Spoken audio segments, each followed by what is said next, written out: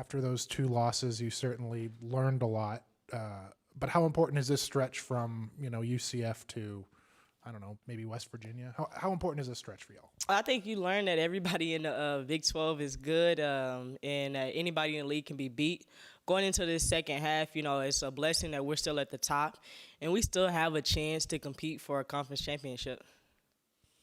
For you in this last game, obviously you didn't score a whole lot, but you were distributing pretty well. I mean, are you okay with kind of taking a back seat to what you're used to and scoring a lot and distributing like you were? Yeah, I don't think I've really scored a lot this season. Anyways, I think you can affect the game in more ways than just scoring. I think when it's your night, and that's what's so special about this team, that it can be anybody's night on any given night. But I love passing the ball. I get in trouble sometimes for passing the ball too much, honestly. So passing the ball is like what I love to do. Sarah, what the game that Bella had, how important was that for her and maybe for you guys too, to just you've seen what she's capable of, but for her to have that kind of game? I think, going into the second half of this type of the season, going into March and getting ready for the big tournament and everything, she needed a game like that to finally see the ball falling like that. I think it was a huge confidence builder for her and a huge confidence builder for us overall. I think, now teams, you really got to pick your poison because so many people in that game had double figures. Tomorrow is Girl and Women in Sports Day. How important is that for you? And maybe, were there other women that kind of you looked up to as you kind of grew in the game and grew in athletics and that kind of thing?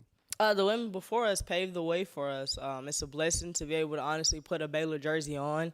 I've always wanted to be at Baylor since I was a little girl growing up watching Odyssey. Those are like my idols. So I think, the women's game has grown tremendously. So it's a huge day for women's basketball tomorrow. And to be a part of something special like this is amazing. Sarah, I'd like for you to talk a little bit about how Matharu has suddenly become an important part of this team from this angle. You've never had a player come in at midterm that you had to adjust to play with. I really haven't remember seeing it done. Talk about how that transition, how has it gone and how can it get so much better?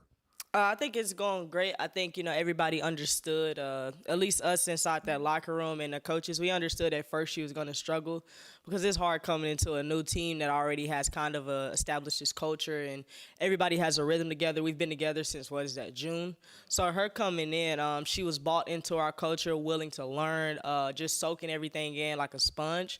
And you can finally see it transforming over, her turning that page of the first few games. I think it was nerves when you haven't played in a while, and playing for Baylor fans is always special because they show up night in and night out. But I think, she's finally turning that page of playing games is different versus in practice and getting those reps. So I think she's getting more confidence in herself. I'd like to jump back a couple of games against two of the top 10 teams in the nation. So tell us, how did that experience playing those two highly rated teams build either confidence or gave you great concern? But just from my angle, so you played the number one team in the nation even for 35 minutes. You played a horrible first 5 minutes, but you did play the nation's number one team even for 35 minutes. Then you go on the home floor of the number 9 team and had a chance to win. So I'm just wondering, psychologically or physically, how do you think those two games either helped or hurt the team? I think it actually helped the team. I don't ever think, any loss. I mean, it goes on your record and it hurts to lose, but a lot of people learned in that game.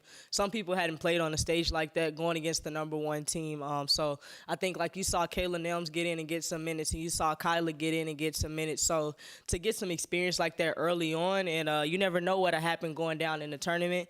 So I think it was a huge confidence builder for this team, and I think, we honestly shocked the world and showed people we can play with anybody. We played with the number one team for 35 minutes. We played with TCU for about 35 minutes too. I think, it's just honestly figuring out the first 5 minutes of the game sometimes is where we get ourselves in the hole. In the new look Big 12, you don't have to play many opponents twice. In the old Big 12, you had to play everyone twice. You played Houston not too long ago. What does that bring to the table as far as seeing an opponent a second time around and they know what you do, you know what they're gonna do. Playing an opponent a second time is always hard. I don't think people understand, like, especially like our freshman. She doesn't know yet that people scout you even harder. They have our play calls. They know your moves, and like people really buy into knowing what you're gonna do, and they try to think a step ahead of you. So us just being ready to be able to flow into our next actions and just understand what we're looking for, where we have the advantage at, where we have the disadvantage, and just taking what we did in the first game and bringing it over to the next game. In that sense, y'all dominated in the post and the mid range in that game at home against U of H. Are y'all gonna try and go back to that, or after a game coming off of 17 3-pointers, is it just what the actions are gonna dictate when y'all see them? I think regardless of the game, 17 3-pointers or whatever we're doing, our first priority is to get Nettie involved, to have a post presence down there. You're going to throw that ball in every chance you get when you see her numbers. So I don't think it's necessarily about going away from it. It's just putting it all together. I think that makes us an even more dangerous team when we're scoring inside and outside. You know, this year's team, there's a lot of seniors. There's a lot of experience. I mean, you certainly are the most experienced and have been here the longest. Yeah. I guess, how has your leadership kind of role evolved with all these experienced seniors on this team? What is different about it, if at all, this year? Just making sure everybody knows we're okay, and understanding that teams go on runs. And I've been in big games before, knowing that we can't ever doubt ourselves no matter what the number is beside the team we're playing, ranked, unranked. We got to take every game serious, and we got to prepare for every game, just like an opponent's preparing for us, not taking advantage of anybody. I guess, is it different at all? Like, do you feel different on this team at all than you have in years past? A little bit. I think, I took a backseat role a little bit. Like when I had Liz and Didi and all those players that were older than me, like I wasn't as vocal, but I learned a lot from them. So that's been able to help me lead this team, is be such a vocal leader. Even when I'm not scoring, I know that they look to me to make sure we're okay. So I can never look like we're out of a game because I know they're watching everything that I do. So just being that leader, like, hey, we're fine, and make sure everybody moves on to the next play. Coach Collen seemed very upset, even though it was a fairly easy win at UCF, about what she refers to as the downhill drives to the basket. Have you all spent time working on that, knowing she was upset about it? The little freshman guard from Cincinnati did it several times Saturday from Duncanville up here. Mm-hmm. So I'm just curious, is that something you all are working hard to improve? Yeah, just being disciplined. I think, we showed in the Cincinnati game that we were more disciplined. I mean, we fouled a little bit, but I think we did a way better job of guarding the downhill drives. And it was really just about, no matter what the score was, playing hard, because we know we feed off of our defense. And we know we're going to need that down the line, because it's not always about outscoring your opponent. You got to play some defense. So I think that was the biggest thing, is just getting us to understand that it might not have mattered against UCF, but it might matter later on down the line. Thank y'all.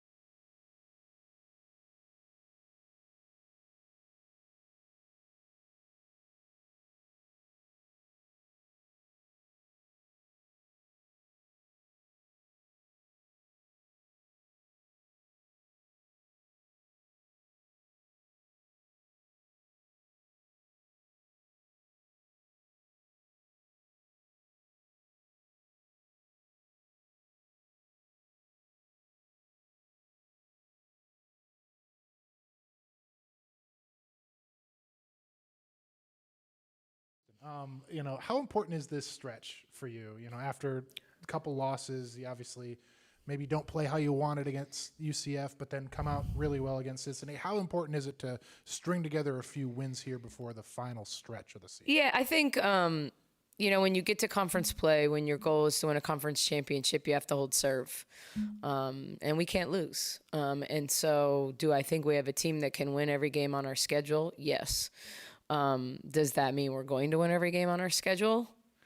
I hope it does from this point on. But certainly you have to go out and you have to win them. And I think I said before the last game, I've been waiting for this team to kind of have a breakout game. Like I see it in them, but like trying to push the right buttons, get the best out of them. And all of a sudden we just, Bella starts making threes and Aaliyah starts making threes. And all of a sudden, the game is easy. It's easy to coach. It's easy to play when the ball goes through that orange ball goes through that rim. And so, I think every game is just one more step in what our goals were going into the season. And you can't take anyone for granted in this league.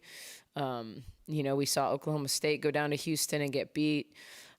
Houston's a remarkable story. I think about a year ago when TCU was recruiting walk-ons mid-season, and they had more players than Houston took to UCF this past weekend. I mean, they had 5 players go all 40 minutes and only traveled with 6. And so when you think about what they were able to do, it's pretty I give Huey a lot of credit. I mean, I don't know what their original roster, how many they had, but to have multiple season-ending injuries. And then, I think they dressed 8 against us. They had a broken nose on like the second possession of the game. She hasn't played since.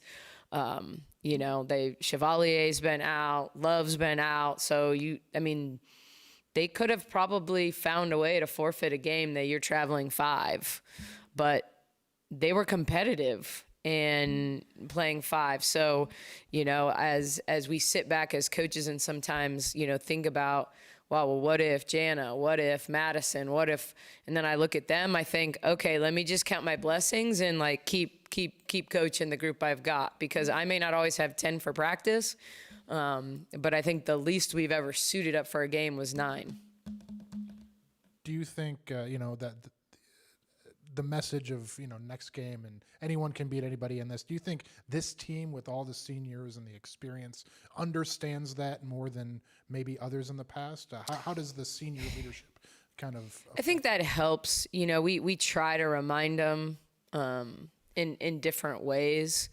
Like Patino had a presser a couple weeks ago, and he was talking about how many guys he has. It doesn't matter if they're on his Kentucky teams, whatever. If I'd have just had one more year, like if I'd have just, when you're done. But I think when you're in that moment, it's really, really hard. Like it's kind of like when you're trying to get them to understand, like, this is a true story. I use this as an example with them. So when Dre Edwards was here and she sat out a whole year, like it was an emotional year for her. We were trying to get her eligible. We couldn't get her eligible. But Dre was so focused in some ways on what she couldn't have that she didn't focus on what that year could be and what that year could mean. Now, did she join a sorority and involve herself in things that student athletes? And now I look at Dre over in Greece doing 75 hard. If you don't know what that is, it's like no sugar, eat clean, 75 straight days, 2 workouts a day. 1 has to be outside. Anytime you don't do something you're supposed to do, you're supposed to start at day 1 again. And I watch these players like leave the nest and then figure out like life. I gotta get in front of life, and how I think if she'd have done 75 soft, that year she was sitting out, how that would impact them. But like when they're in it, they don't understand it. They don't understand it until they leave what they were really a part of and how great this is. And it doesn't matter if I get on my soapbox once every 6 months or once a week, like they have to like ultimately feel that. And I do think there's always a sense with seniors when it's like, wow, it's February already and my time is running out.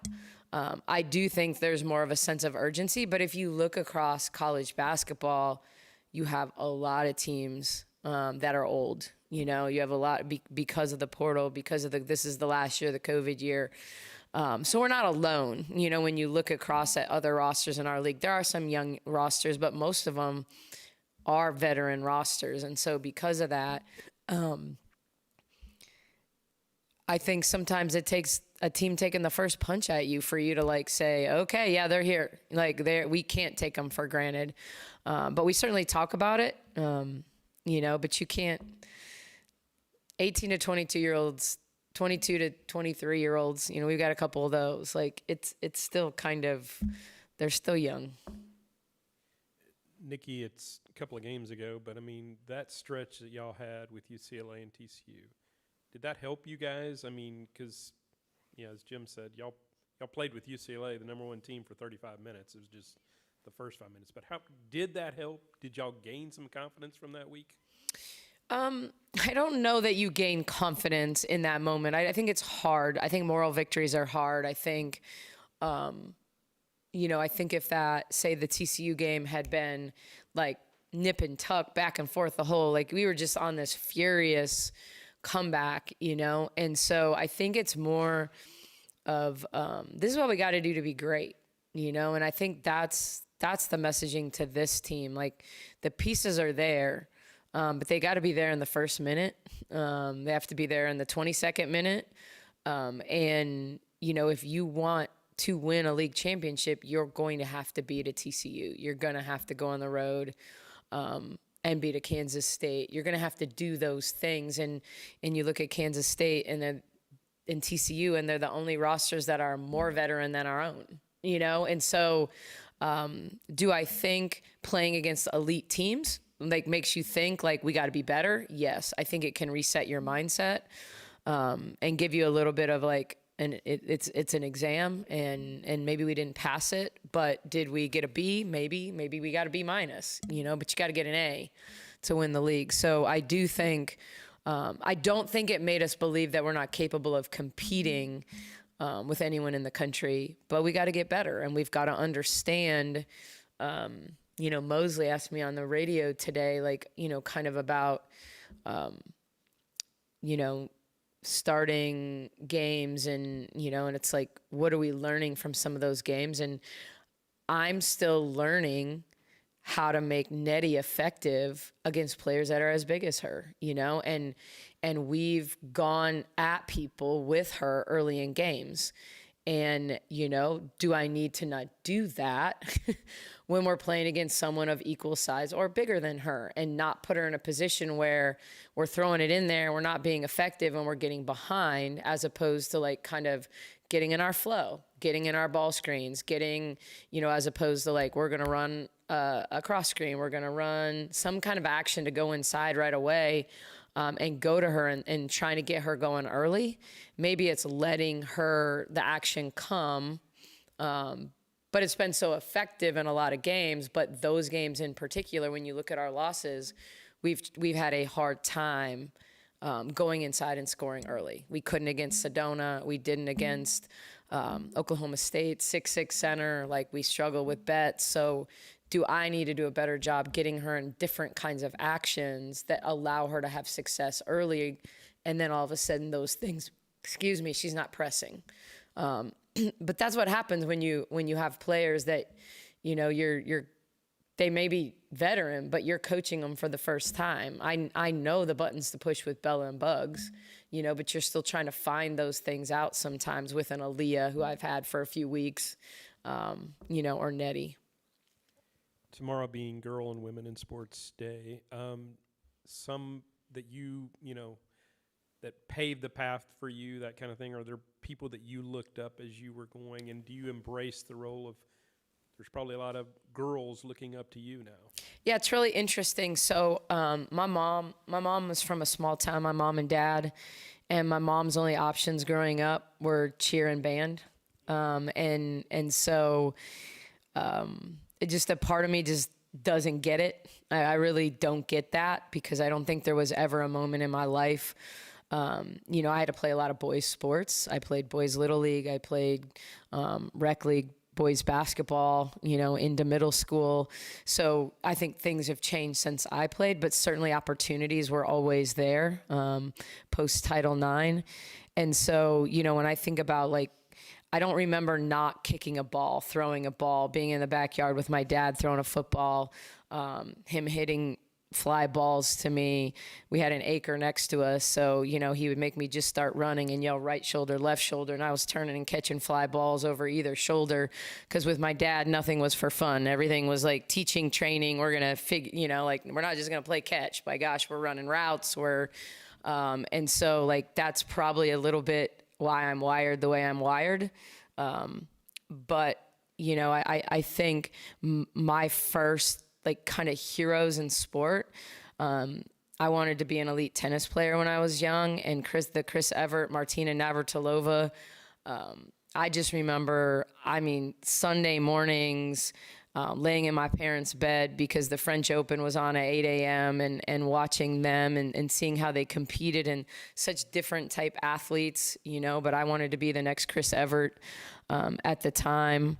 But I think that's a lot of it. And then, I saw on Facebook, my high school volleyball coach, when I played at Platteville High School, passed away last week at 76 years old. And it just took me back to, Kathy Herbst was the first coach I ever had that didn't treat me like a girl.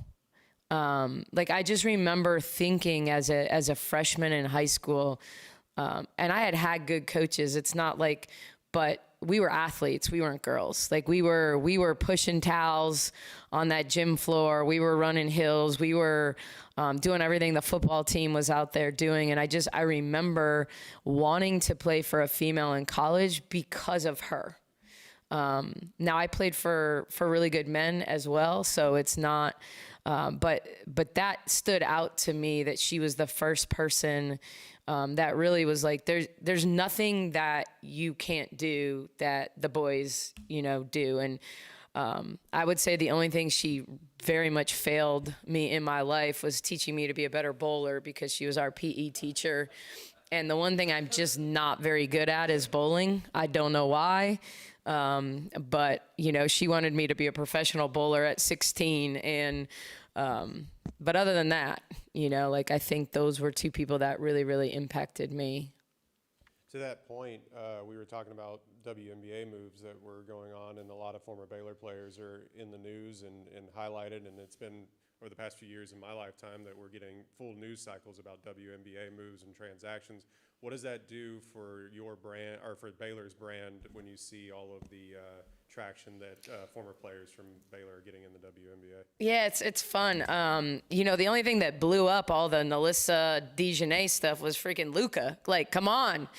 The free agency cycle was pretty exciting there with the WNBA, and then all of a sudden the Luka AD trade blew everything, right? Locally, nationally, one of the bigger surprises probably in sports history. So it's awesome. It's good to see Nalissa come back to an organization. Obviously, the GM of the Wings now is a very close friend of mine. I worked for. He was in my wedding. The new head coach there I worked with the son. We're very close. He's basically best friends with Michael Mata, my ops. They grew up together at Old Dominion, and Michael worked for Chris's sister Belle at Dartmouth. So, it's just this small coaching world that we're in. But I think the idea of what's going on with Athletes Unlimited, the success Unrivaled is having, I don't know how much you guys know, but Chloe Pavlik, who was here for 2 years as our assistant coach, has had a huge involvement with Unrivaled, and never surprised when things that she touched turned to gold. But from TNT picking them up to in-studio stuff to the sponsorships that they've gotten through Unrivaled, it's an incredible time in women's sports, professional sports, basketball in particular. And so, yeah, we get Dejanay, we get Nalissa, but Kalani's headed west to Phoenix now. So all those trips that we usually make to Dallas to see former players, we'll have 2 there full time now. But BG in Atlanta, go figure. I work for Carl Semesco. He's never had a center in his life. Now he went out in free agency and got 2 of them. So I don't know if Bree Jones and Griner are going to be out there at the same time shooting threes, but nothing would surprise me with Carl. So it should be a fun summer for sure. And then you're going to see it blow up again next year, because with the new CBA, like, no one's signing for more than a year. So we're going to be in a even bigger cycle next year at this time. But it's good. I mean, I think the popularity, Caitlin Clark turning down the NBA All-Star game and saying she's going to shoot in the WNBA All-Star game. We've got some powerful people in women's sports right now. Asia Wilson's shoe, they just, first drop is coming out in May. So a really, really exciting time for women's sports. So perfect time to talk about it as well. Yeah, well, not to derail this conversation, but back to Houston. Okay. Yeah, Yeah. right. Yeah. The new look Big 12, you don't play everyone twice. In the old look Big 12, round robin. What are you telling some of your younger players about sort of the scouting that they're doing against y'all and y'all are doing against them, and everybody knows everybody in these sort of matchups? Yeah, I think the interesting stretch we had was when we played the 4 new teams, the Pac-12 teams, all in a row. Obviously, we played Colorado again, and I'm sure they'll be waiting for us at altitude without gas masks, or oxygen mask. But I think it's every player on our team knows that you get scouted differently in conference play, period. Like, there's 2 reasons why. One, you've played against these teams, whether it was last year or multiple times in your career. And 2, now you're 20 games in. There's that much more film on you. Your tendencies are established. You're 2 games in, and no one knows what we're going to do with Nettie yet. So they're guessing. Players get better. But, ultimately, by this time of year, everything's driven by what is a team willing to give up? What are they trying to take away? Do you play into that, or do you stay and play to your strengths? And certainly, I think that's what we're telling them. Like, it's if they're forcing you left, they're forcing you left for a reason, and I think from that perspective, if they're giving you shots, they're giving you shots for a reason. Now, do defensive breakdown, do good players get open shots? Absolutely. I think you can manipulate the D and screen it and move it and get to great shots. But ultimately, you do have to execute at a different level in conference play. You have to execute at a different level down the stretch when you're starting to be fatigued from the season as well.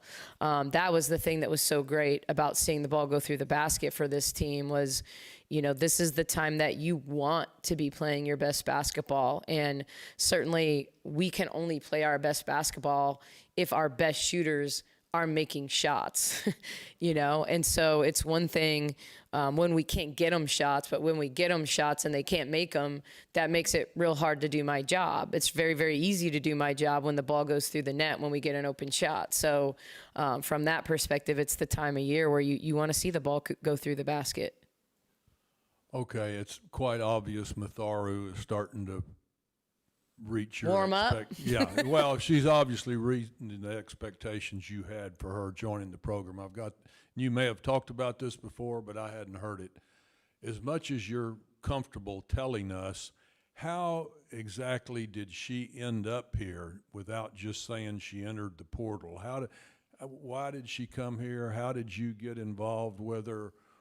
I mean, to me, that's a pretty big story because it's very unusual to happen at midterm. So could you I certainly won't go deep in the weeds on maybe why she went into the portal, but what I will tell you is, when Aaliyah left Texas, she was interested in Baylor, and quite frankly, we were not interested in her, and not because she's not a talented player.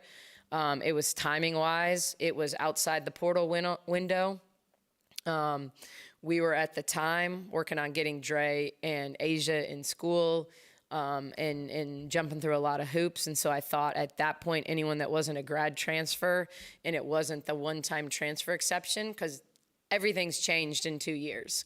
But at the time, if you didn't go into the portal and you at the right time, you'd already transferred once and, you weren't graduating, it was just like, now's not the right time. She sat a year at Florida when she left Texas because of that. So certainly well aware of her. Her agent is someone we've worked with in the past. I think they knew how we play fits what she's good at, the way we utilize guards. So they reached out to us to ask us if we were interested in her, and that was it. I mean, there were other schools that called her, but it was more about, okay, we will be willing, and of course we hadn't lost Jana yet, but we're willing to take you, but here are the parameters. And I think it was just like a really, really honest, really real conversation.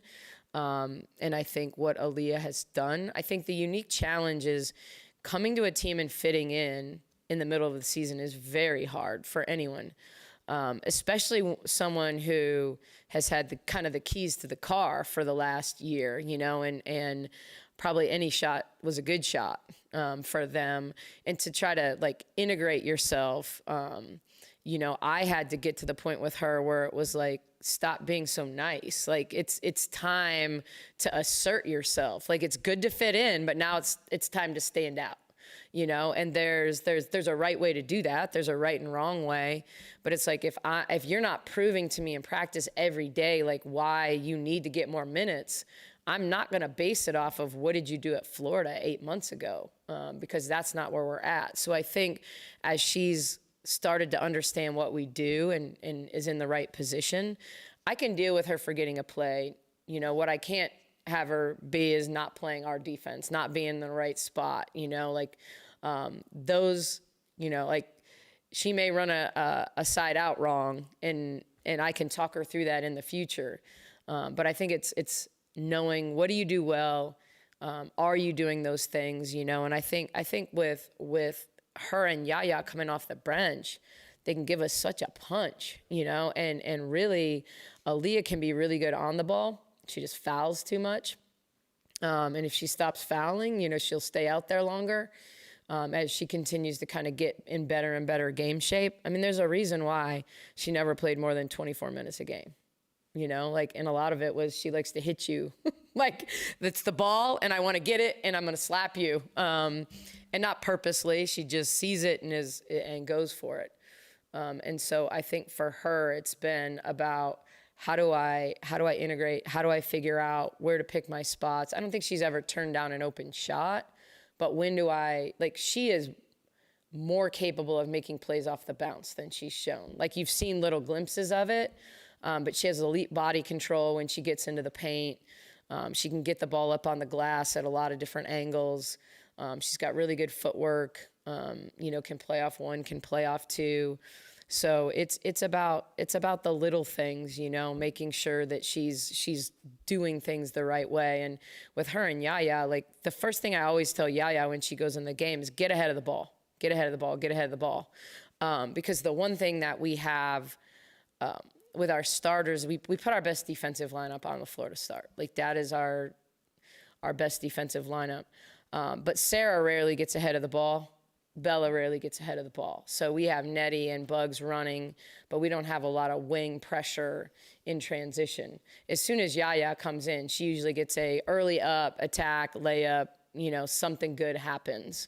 And Aaliyah can do the same thing. Your job should be, I'm fresh, I'm coming in, I'm going to get ahead of the ball, so that whether it's Jada or Sarah that they've come in for, we have the ability to throw it ahead and play to numbers with an early up rather than an attack, a drag, a step up with our point guards. So there you go. In the next TV, you'll watch that. We get ahead of the ball more with those two than we do. If you notice, Bella shoots a lot of trail threes. A lot of the threes she gets, she's pacing herself and walking in to threes. She doesn't get a lot of, we're going to throw it ahead to her, and she's attacking the basket early. Mm-hmm. Thank All right. Thank you.